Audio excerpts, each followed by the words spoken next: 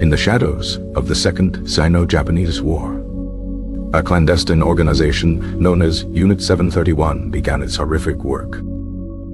Officially designated the Epidemic Prevention and Water Purification Department of the Kwantung Army, its true purpose was far more sinister. The unit was the brainchild of Lieutenant General Shiro Ishii, a brilliant but morally bankrupt physician and army officer. Ishii envisioned a new era of warfare, one fought not with bullets and bombs, but with pestilence and plague. He convinced the Japanese High Command that biological weapons were the key to imperial dominance. The main facility was established in the Pingfang district of Harbin, in Japanese-occupied Manchuria. This sprawling complex, a city unto itself, was built by forced local labor. It contained administration buildings, laboratories, barracks, and a special prison for human test subjects. The human subjects were referred to by the dehumanizing code name Maruta, which translates to logs. These were not logs of wood, but living, breathing people, stripped of their identity and humanity. Victims included Chinese prisoners of war, captured resistance fighters, political dissidents, and even ordinary civilians. Russians, Koreans, and Mongolians were also among those who ended up in Unit 731's unforgiving grasp. Inside the sterile walls of the laboratories, unimaginable horrors unfolded daily.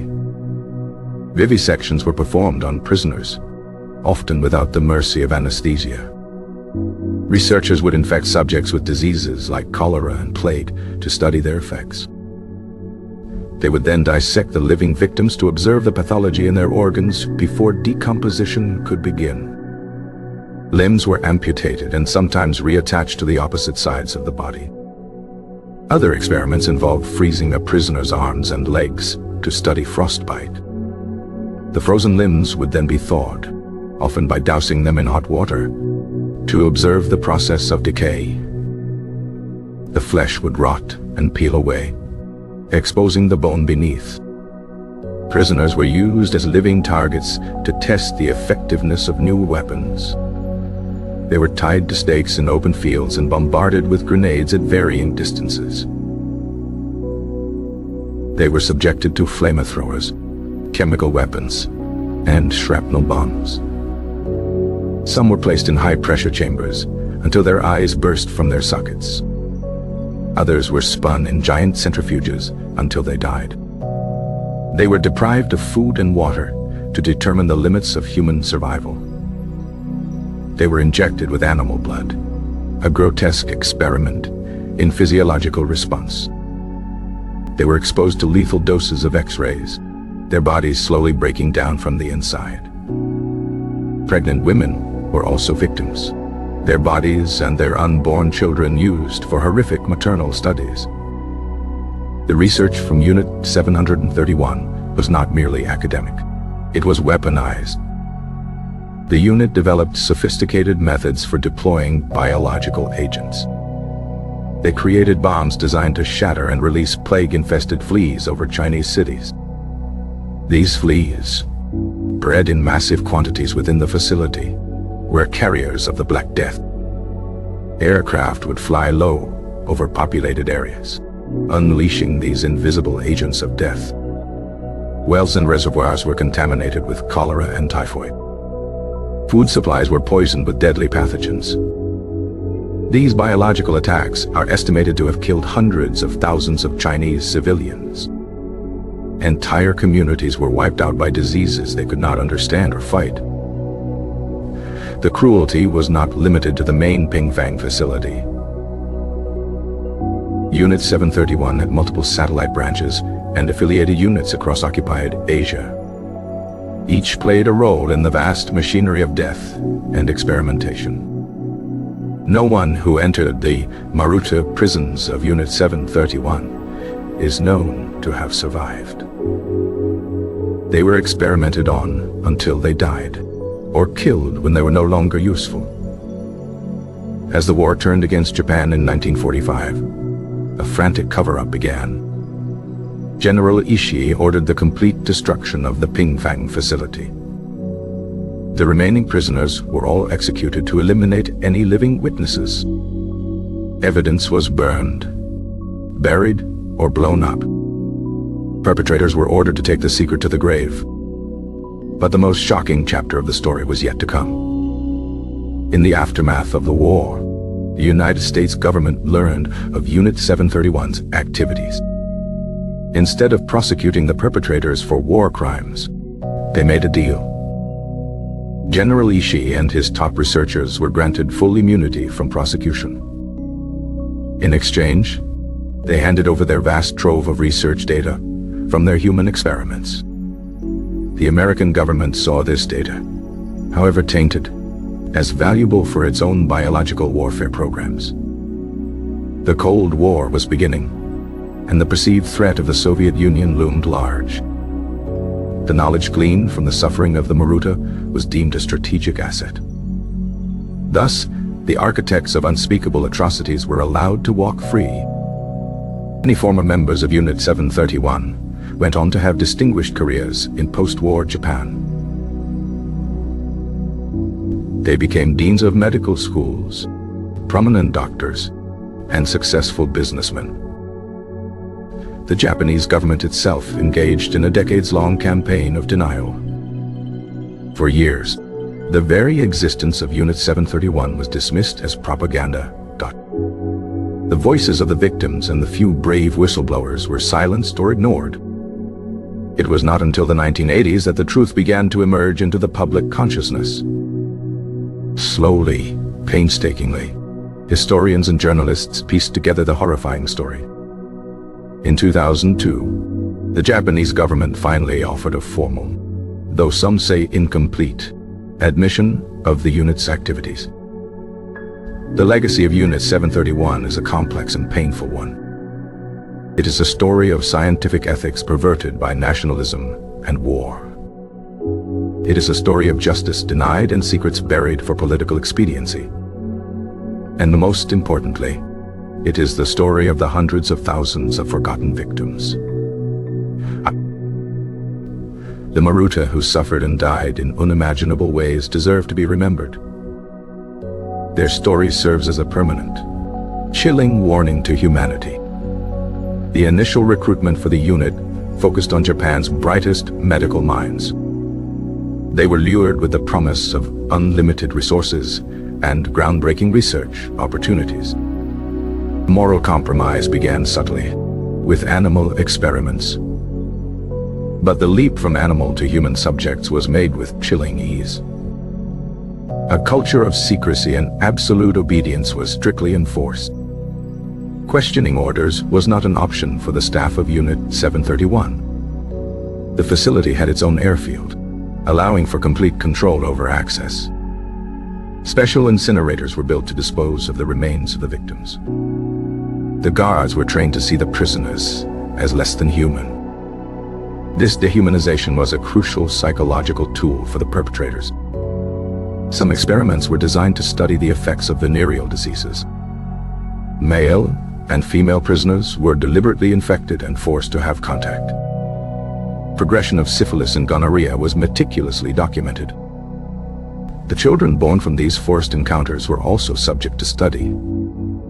The unit also had a frostbite garden for outdoor experiments in the harsh Manchurian winter. Prisoners were forced to stand outside with exposed limbs in sub-zero temperatures. Attendants would periodically strike the frozen limbs with a small stick until they made a sound like a block of wood. The goal was to find the most effective treatment for frostbite for Japanese soldiers. The suffering of the Maruta was considered a necessary price for this knowledge. The psychological toll on the Japanese staff varied. Some became hardened sadists, while others were haunted by their work. Memoirs and diaries written after the war reveal deep-seated trauma and guilt. But at the time, the nationalistic fervor of wartime Japan provided a powerful justification.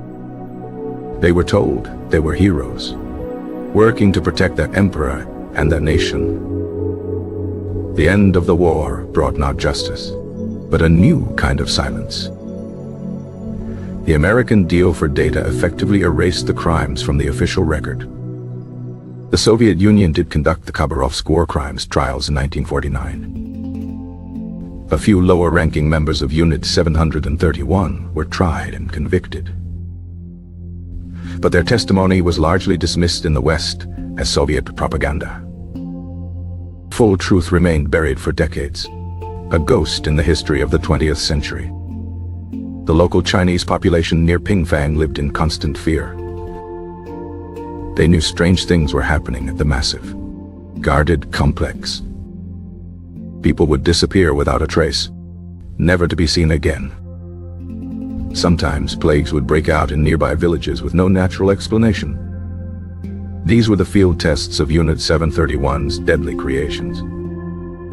The unit even distributed contaminated candies and snacks to children to spread disease. The scale of the deception was as vast as the cruelty itself. General Xi was a master of presentation and deception. He hosted visiting dignitaries, showing them a sanitized version of the facility. The real work happened in the hidden, inner sanctums of the complex. The breeding facilities for rats and fleas were enormous. They could produce enough plague-carrying fleas to kill the entire world's population several times over. There were even plans to use balloon bombs to carry these agents across the Pacific to the United States. The surrender of Japan in August 1945 put an abrupt end to these apocalyptic plans. The frantic evacuation of Pingfang was a race against time. Xi allegedly faked his own funeral to evade capture by the Soviets. He was eventually found and interrogated by American intelligence. It was during these interrogations that the deal for immunity was struck. The price of the data was the silence of a nation and the denial of justice for the dead. The story of Unit 731 is a stark reminder of the concept of the banality of evil. These were not monsters in the classic sense, but men of science and soldiers. They followed orders and pursued their research with a chilling sense of purpose.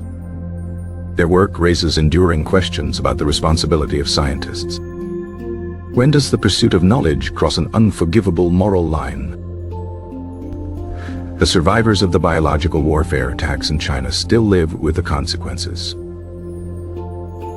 Some villages still suffer from outbreaks of diseases left behind by the unit. The ground itself is poisoned in some areas, a permanent scar on the land. The fight for full recognition and apology from the Japanese government continues. The history of Unit 731 is a lesson that must never be forgotten. It demonstrates how easily a society can lose its moral compass in times of war. The systematic dehumanization of a targeted group is the first step towards atrocity. The Maruta were stripped of their names, their families, and their futures. Inside the labs, they were only data points in a grotesque experiment.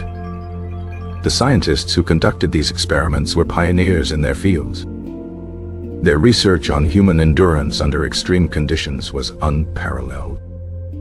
This is the knowledge that the United States was so eager to acquire. The story of Unit 731 is a dark mirror held up to the worlds of science, politics, and war.